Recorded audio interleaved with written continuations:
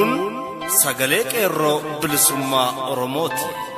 Sagaleen qeerroo bilisummaa Oromoo torbaanitti guyyaa 3 facaasaa yookaan kibxata kamisaa fi jimaata akka lakkoofsa sa'a Oromootti galgala keessaa sa'a 7:00 hanga 8tti meetir baandii 16 yookaan kiiloo heerzii 17,840 irratti qilleensa irraan isiniif darbuudha.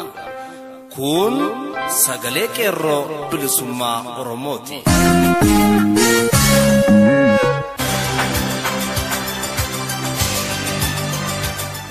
Kibxata amajjii 23 bara 2018 ashamaa harka fuuni akkam jirtu kabajamoo fi jaallatamoo dhaggeeffattoota sagalee qeerroo bilisummaa Oromoo. Kun qophii sagalee qeerroo bilisummaa Oromoo kallattiin Oromiyaa irraa isiniif darbaa jirudha. Sagantaan keenya akkuma beekamu oduu isin dhageessisuun eegalla. Itti aansuun ibsa haala yeroo irratti adda bilisummaa Oromoo irraa kenname isin biraan geenya.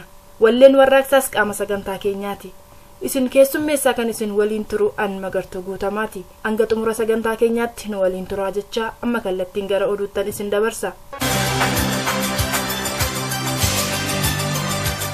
Ashama akkam jirtu kabajamoo dhaggeeffattoota keenya oduu guyyaarraaf qopheeffanne qabadhee dhiyaadheera oduu waliin an Abdii Bilisummaati. Baha Oromiyaatti humni addaa fi lootee galtuun shiftoonni Somaalee weeraraa fi waraana gidduu kana eegalanii akka jiran dhaga'ameera.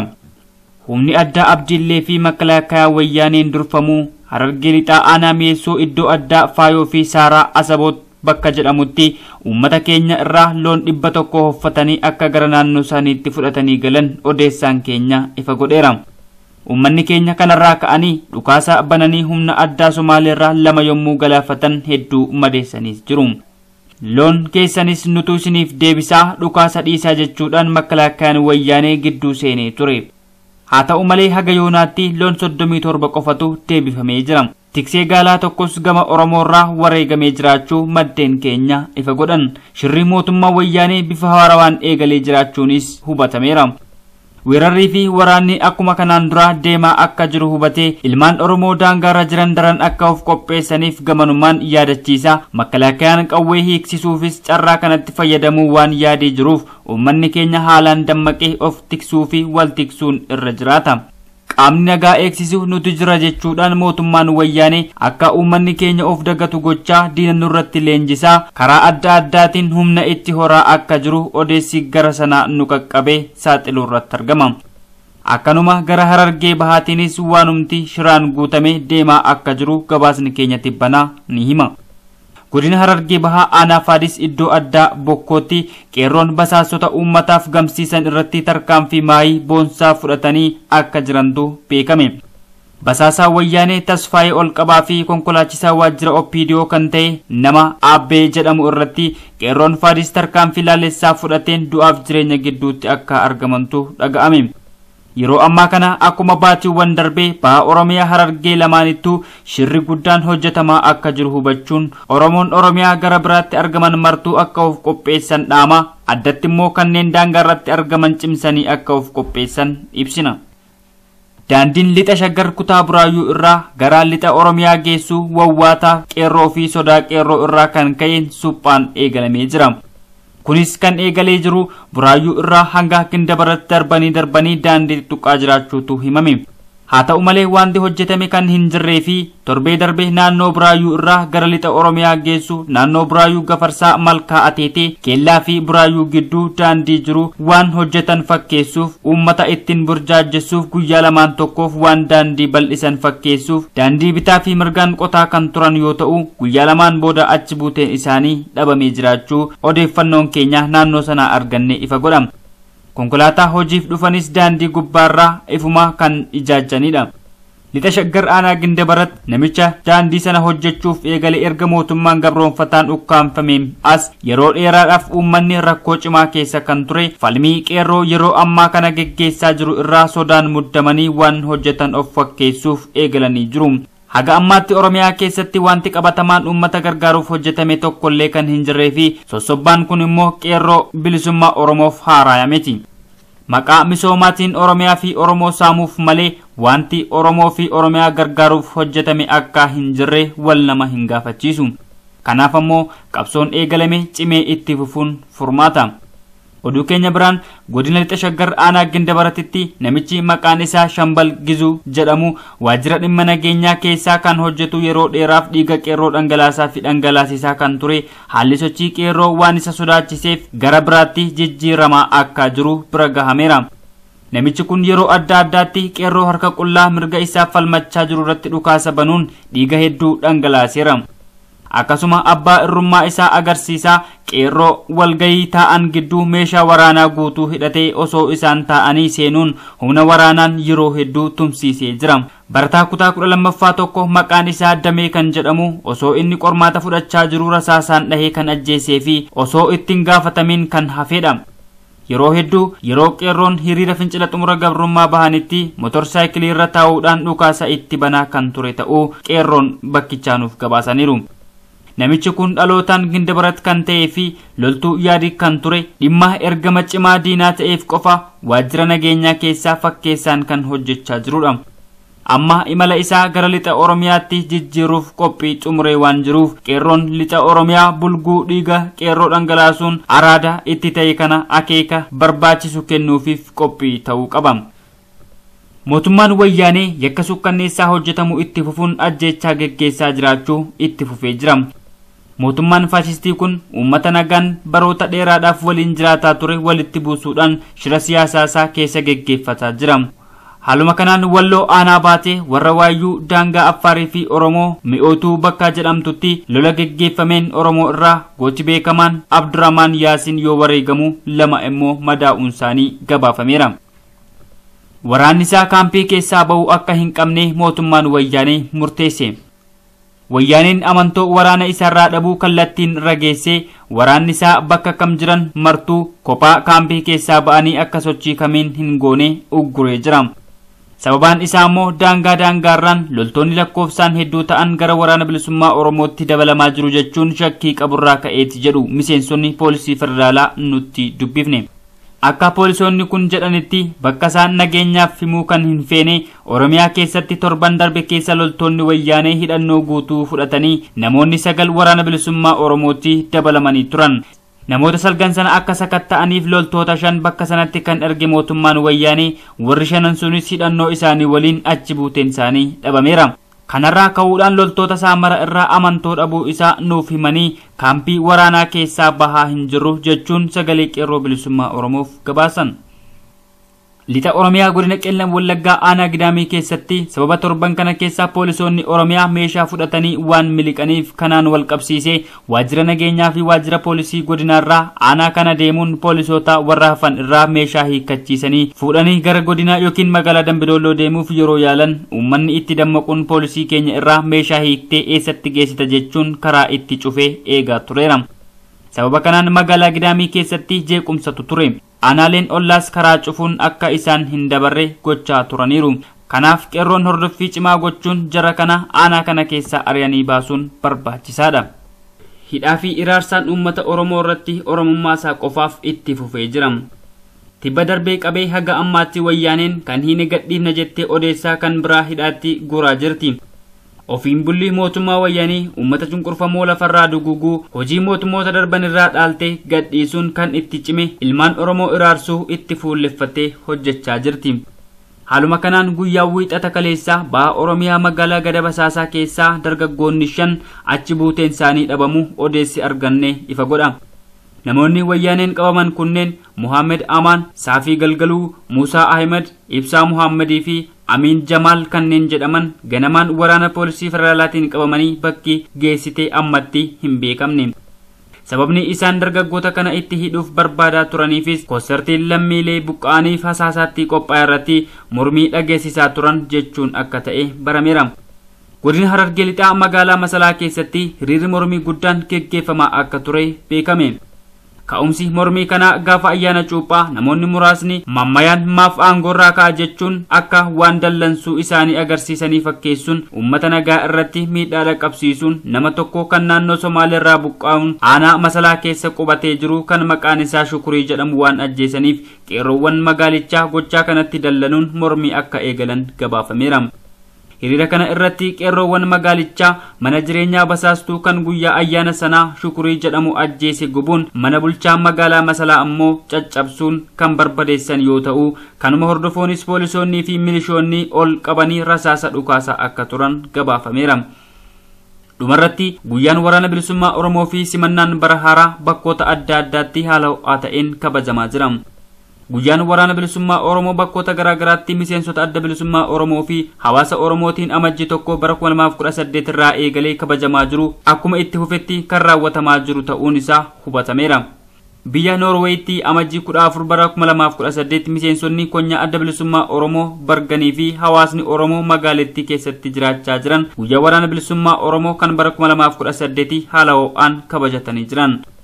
Sirna kabaja guyyaa waraana bilisummaa Oromoo konyaan Barganii fi hawaasni Oromoo naannichaa kabajatan kana irratti haasawaa baniinsaa kan taasisan Aadde Ilfinesh Qannoo yommuu taatu miseensi shanee gumii adda bilisummaa Oromoo gadaa darbee Dr. Daggafaa Abdiisaa fi obbo Gannatii Dheeressaa haala yeroo irratti ibsa bal'aa wal duraa duubaan hirmaattota sirnichaaf godhanii jiru. Sirna kabaja guyyaa waraana bilisummaa Oromoo biyya Noorweetti amajjii 14 bara 2018 raawwatamee ture kana irrattis artistoonni Oromoo hedduun irratti argamuudhaan halkan isaa kan hawaasa sana gammachiisaa turan ta'uu isaanii gabaasni arganne ni mirkaneessa. Biyya Ameerikaa kutaa Ohayootti konyaan adda bilisummaa Oromoo kabaja ayyaana waraana bilisummaa Oromoo fi simannaa bara haaraa 2018 amajjii 20 godhatan milkiin kan xumuratanii jiran ta'uun isaanii gabaafamee jira. Walgayii miseensonni adda bilisummaa Oromoo fi hawaasni Oromoo kutaa Ohayoo godhatan kana irratti miseensi gumii sabaa adda bilisummaa Oromoo obbo Ibraahim Muummee irratti argamuudhaan ibsa bal'aa hirmaattota sirnichaaf kan kennanii turan ta'uun isaanii baramee jira. Akkasuma konyaan adda bilisummaa Oromoo biyya Niwuziirlaand kabajaa ayyaana waraana bilisummaa Oromoo bara 2018 godhatan irratti itti gaafatamaan kutaa adda bilisummaa Oromoo naannoo sanii obbo Lalisaa Kumaalaa kan irratti hirmaatan yommuu ta'u miseensi gumii sabaa adda bilisummaa Oromoo fi itti gaafatamaan jaarmiyaa adda bilisummaa Oromoo biyya alaa obbo Billuu Garbii karaa sarara telefoonaatiin irratti argamuudhaan qooda fudhachuudhaan haala qabsoo bilisummaa Oromoo irraa ibsa bal'aa kan kennaniif turan ta'uun isaanii gabaasni konyaa adda bilisummaa Oromoo Niwuziirlaand irraa nu qaqqabee jiru ni mirkaneessa. Akkasuma biyya Ingiliz magaalaa Birminghamitti miseensonni konyaa adda bilisummaa Oromoo fi hawaasni Oromoo naannichatti jiraachaa jiran ayyaana waraana bilisummaa Oromoo fi simannaa bara haaraa amajjii 20 bara 2008 godhatan irratti miseensi gumii sabaa adda bilisummaa Oromoo Dr. Barsiisaa fi itti gaafatamaan kutaa adda bilisummaa Oromoo biyya Ingiliz obbo Ibsaa Milkeessaa irratti argamuudhaan haala qabsoo bilisummaa Oromoo irratti deemaa jirtu ilaalchisee ibsa bal'aa hirmaattota sirnichaaf kan kennanii jiran ta'uun isaanii baramee jira. Walgayii kana irratti weellisaan Oromoo jaallatamaan artist Kadir Martuun argamuudhaan sirba warraaqsaa garagaraa sirbuudhaan garmalee kan sirnicha miidhagsee ture ta'uun isaanii hubatameera. Bifuma kanaan wal fakkaatuun biyya Ameerikaa kutaa Siyaatiliitti konyaan adda bilisummaa Oromoo fi hawaasni Oromoo naannichaa simannaa bara 2018 fi kabajaa guyyaa waraana bilisummaa Oromoo irratti walgayii godhatan kan milkiin xumuratanii jiran ta'uun isaanii gabaasni nu qaqqabee ni addeessa. Walgayii konyaa adda bilisummaa Oromoo kutaa Siyaatil keessatti godhatan kana haasawaan kan banan dura taa'aa konyaa sanii obbo Gammadaa Akiyyii yommuu ta'u miseensi shanee gumii sabaa adda bilisummaa Oromoo obbo Odaa Xaasee fi miseensi gumii sabaa adda bilisummaa Oromoo obbo Muhaabub Abbaa wajji qaamaan argamuudhaan haala qabsoo bilisummaa Oromoo irraa ibsa bal'aa hirmaattotaaf kan kennanii turan ta'uun isaanii baramee jira. Akkasuma walgayii miseensonni adda bilisummaa Oromoo kutaa Los Angelesitti amajjii 21 bara 2018 godhatan irratti miseensi gumii sabaa adda bilisummaa Oromoo fi itti gaafatamaan jaarmiyaa adda bilisummaa Oromoo biyya alaa obbo Billuu Garbii fi Dr. Qannoon irratti argamuudhaan kan ibsa bal'aa kennaniifii jiran ta'uun isaanii gabaasni keenya adda bilisummaa Oromoo kutaa Los Angeles irraa arganne ifoomseera. Haaluma kanaan itti fufuudhaan miseensonni adda bilisummaa Oromoo fi hawaasni Oromoo biyya Afrikaa kibbaa magaalaa Johannesburgitti jiraachaa jiran kabajaa ayyaana waraana bilisummaa Oromoo fi simannaa bara haaraa irratti amajjii 21 bara 2018 walgayii godhatan kan milkiin xumuratanii jiran ta'uun isaanii odeessi arganne irraa hubachuun danda'amee jira. sirna kabaja ayyaana waraana bilisummaa Oromoo Afrikaa kibbaa kanarratti raawwatame irratti weellisaan Oromoo beekamaan artistii Caalaa Bultumee argamuudhaan sirba warraaqsaa garaagaraa kan sirbee jiru ta'uun isaa gabaasaan nu qaqqabee jiru irraa hubachuun danda'amee jira. Kabajamoo dhaggeeffattoota keenya oduun guyyaarraaf qopheeffanne kanuma qophiilee keenyaaf waliin turtii gaarii.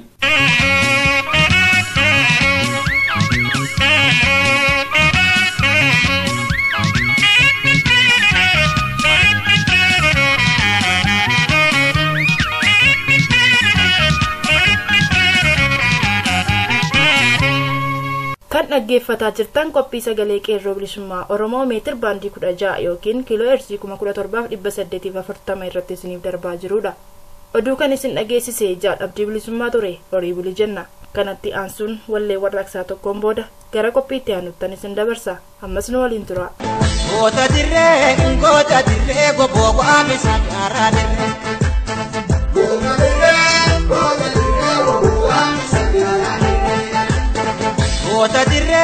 Goota dirree goboo waame sagaaraa dirree.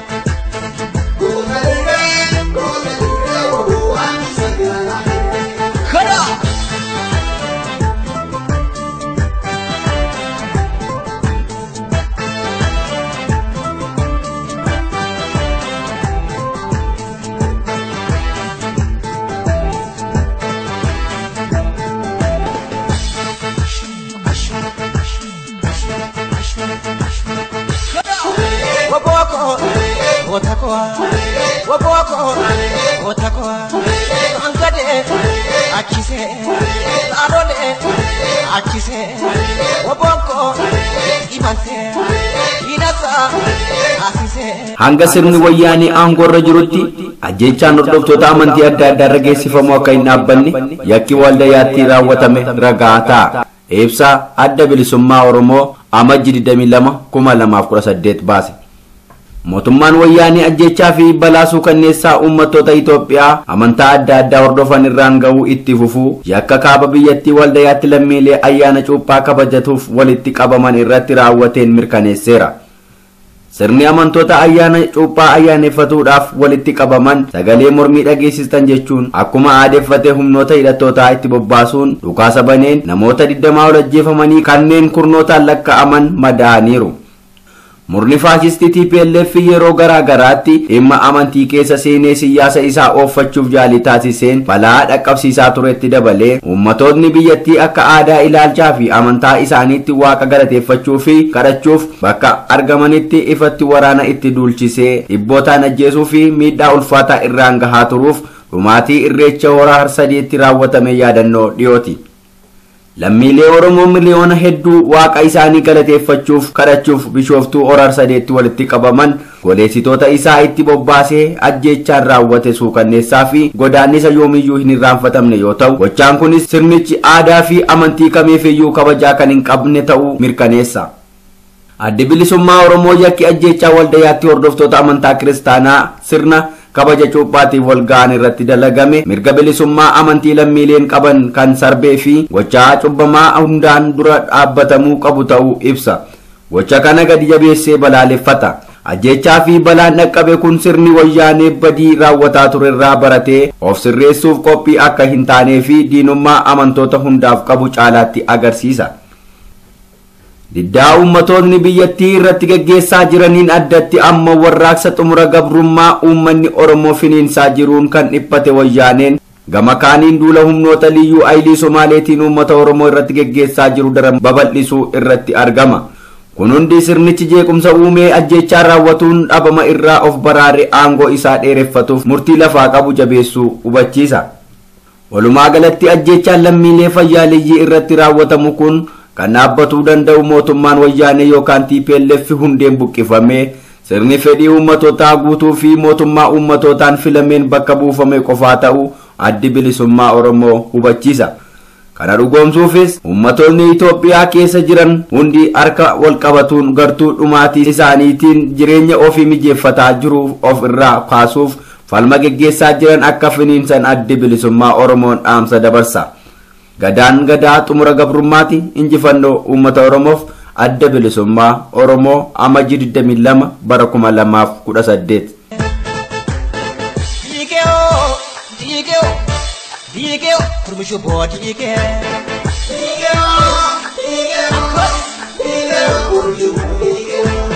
Rogudu bo, imbego pa, kambido to, agam tira, asiego pa, marero pe, oranara, uje. Digeo, kurmishu bo digeo.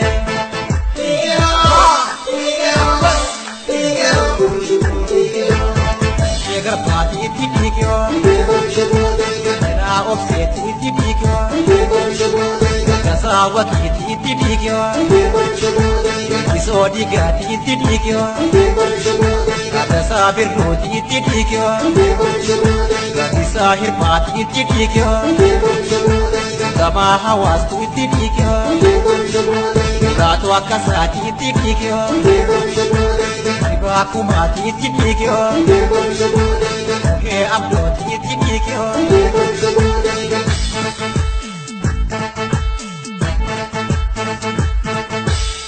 Gota dire, gopo abisa karade.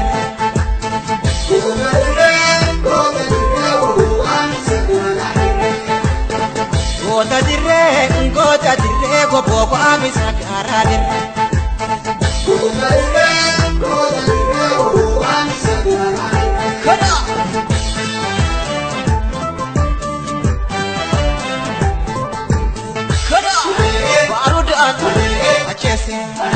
Yidasa, Sase, Yiduba, Nikota, Yagatu, Kota, Yiduba, Nikota, Yagatu, Kota. Karaan yeroof duratti deemuu qofa baarentuu gadaatiin waggoota hedduuf impaayera Itoophiyaa keessatti uummanni gaaffii mirgaa fi diimokiraasii gaaffii walqixxummaa kaasaa tureera. Keessumaa uummanni Oromoo abbaa biyyummaa isaa kunuunfattoota Habashaa itti duulanii biyya isaa qabataniin dhabe deeffachuuf qabsoo hadhooftuu gaggeessaa ture ittis jira. Gaaffii uummataa kana ukkaamsuufis wareertonni haga wayyaanee har'aatti jiran yakka danuu uummattoota irratti addatti ammoo uummata Oromoo keessumaa sabboontota ilmaan isaa irratti raawwachaa turaniiru. Baroota dhiyoo as aanan kana keessa ammoo yakki uummata Oromoo addatti ilmaan isaa irratti raawwataa jiru ammoo akka malee suukaneessa fi kan daangaa hin qabne ajjechaa jumlaa ta'aa dhufeera. Ilmaan Oromoo gaaffii mirgaa karaa nagahaa gaafatan hedduun hidhattoota sirnichaa naatoo namaaf hin qabneen ajjeeffamaniiru, reebbamanii miidhaan qaama qalbii irra gaheera. Kunis mana hidhaa sirnichi hedduminaan ijaarrate keessatti mankaraarfamaa jiru kan eessa buuteen isaa dhabame amma hin qabu. Wayyaaneen loltuu sobaa fi sossobbaan hammaattu ajjeecha fi dararaan imaammata jedhu diriirfattee waggoota 26 darbaniif uummattoota impaayera Itoophiyaa addatti ammoo uummata Oromoo gabrummaa ishii jala tursuuf carraaqaa turteetti. Uummanni Oromoo uummata sobaa fi sossobaa uummata holola gowwoomsaa sirnicha abbaa biyyummaa isaa mirga uumamaa fi diimokiraasii isaa mulqame maratee taa'u ta'ee waan hin argaminiif wayyaaneedhaaf dubbii akka yaadde osoo hin ta'in hafeera. Imaammanni sobaa fi sossobaa akkasumas holola fakkeessii adda addaa geggeessuun bara bittaa fi saamichaa kan qabsoo sabboontota Oromootiin harka fashalaa'e wayyaaneen imaammata lammaffaa isaa hidhaa ajjeecha fi dararaa bara bittaa fi saamicha dheereffachuuf diriirsite. Uummattoota Oromoo addatti ammoo ilmaan isaa sabboontota mirga sabaa isaaniif qabsaawwan ajjeesa fi bakka buutee dhabamsiisaa turte. Haa ta'uutii kunis qabsoo Oromoo ittuu finiinse malee dhaabuu hin dandeenye. Oromoon bahaa lixatti kaabaa kibbatti qabsoo isaa fincila xumura gabrummaa dabalatee tooftaalee adda addaan sirnicha dura dhaabbachuu itti fufee jira. Uummanni Oromoo hidhaa ajjeechaa dararaa fi saamicha wareertonni Habashaa kan baroota dheeraa kana keessumaa kan bara bittaa wayyaanee waggoota 26 darbanii as jiru kana ofirraa dhaabuuf qabsoo hadhooftuu gaggeessaa ture ittis jira. Yakki qabeenya isaa saamurraa kaasee amma ajjeechaa jumlaatti isarratti raawwatu kana sabni Oromoo xumura itti gochuuf akkuma kaleessaa bara abbootii isaa qabsaawaa ture har'as fincila xumura gabrummaa irraa kaasee amma hidhaatti qabsaa'utti jabinaan itti fufee jira. Qabsoo gaggeeffamaa jiru kana keessattis kaleessaa amma har'aatti wareegama qaqqaalii kaffalaa tureera ittis jira. Keessumaa ilmaan isaa sabboontonni osoo hidhaa dararaa fi ajjeechaa irratti geggeeffamu inni tokko yoo kufu inni biraa itti darbaa qabsoo bilisummaa abbaa isaa irraa dhaalaa asiin gahaniiru. Diina amma funyaanitti hidhate dura dhaabbachuun bilisummaaf lolaniiru lolaas jiru. Qabsoo dhiiga isaanii itti dhangalaasan lafee isaanii itti cabsaa turanii fi jiran kanaanis ummata isaanii ummata Oromoo akkuma eenyuyyuu ifatti ragaa bahuu danda'u balbala bilisummaarran gahaniiru. Diina dhiphuu hedduu fi hamaaf saaxilanii kan qabuu fi kan gadi dhiisu wallaalchisaniiru.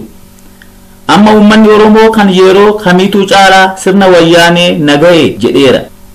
Hadheeffatees irratti qabsaawaa jira. Keessumaa qeerroon ilmaan isaa murna waggoota 26 akka silmii uummata Oromoo irratti karaa OPDO maxxantee dhiiga xuuxaa turte tana dhiiga isaanii dhangalaasuun lafee isaanii cabsuun xumura itti gochuuf qabsoo hadhooftuu irratti geggeessuu irratti argama. Hidhaa fi dararaan ajjeechaa fi ukkaamsan fincila finiinsaa jiranirraa isaan dhaabuu hin dandeenye. Wayyaaneen garuu beekaa haa ta'uu hubannoo dhabaa haa ta'uu nagahee uummata Oromoo kana waan sirnaan hubatee hin fakkaatu.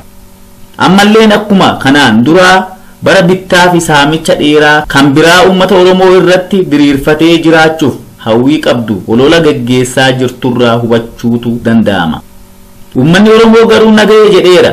Kan yeroo kamiituu caalaa nagahee nuffee jedhee jibba isaa karaa adda addaan dhageessisaa jira. Ammas wayyaaneen dhagahaa waan jiru hin fakkaatu. Haalli itti jirtuu fi itti hololaa jirtu nama daalachooftee dhaqii waa fuula dibadhu koottu jedhamtee of fakkeessaa jirti. Uummanni Oromoos ta'ee saboonni biyyattii fuula dhiqadhu of babbareechitii koottu jedhaanii hin jiru. Uummattoonni biyyattii addatti ammoo uummanni Oromoo kan jechaa jiru ija kee arguu hin barbaannudha. Eeyyee nu gaheedha. Wayyaanis ta'ee kan maqaa uummata Oromootiin daldaltu OPDO'n gonkumaa aantee uummata Oromoo ta'uu kan hin dandeenye bahaa narraa jechaanii jiru. Kan fincila xumura gabrummaa geggeessaa turee fi ittis jiru kanumaafi. Wayyaaneen kana maraafuu gurra cufattee ummaticha gara balaa isa hin tolletti oofaa jirti. Diddee tooftaa fokkisaa fi dulloomaa gaaffii uummata waliin dhahanii bira darbuu holola sobaa fi sossobaa adda addaa geggeessuuti jirti. Umurii sirnichaas ittuu gabaabsa malee hin dheeressu.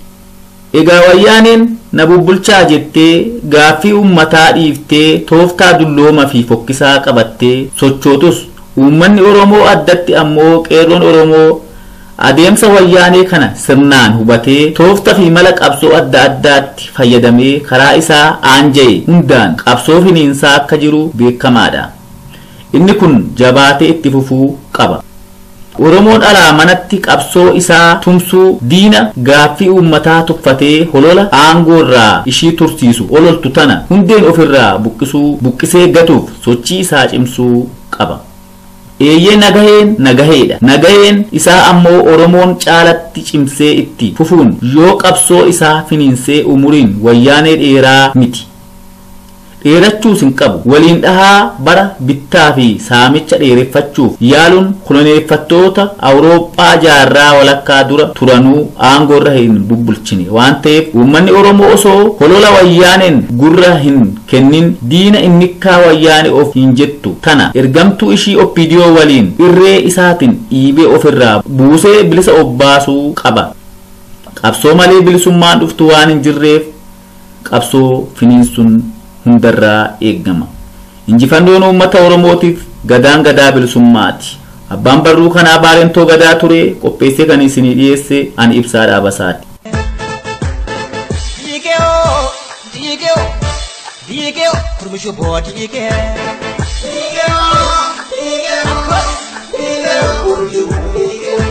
Egaan dhaggeeffattoota keenya sagantaan guyyaa har'aaf qopheeffanne kana fakkaata. Waan nu dhaggeeffattaniif galanni keessan bilisummaa haa ta'u jechaa qophii keenya guyyaa biroon hanga wal agarrutti nagaan nuuf tura. Injifannoo uummata Oromoof gadaan gadaa bilisummaati.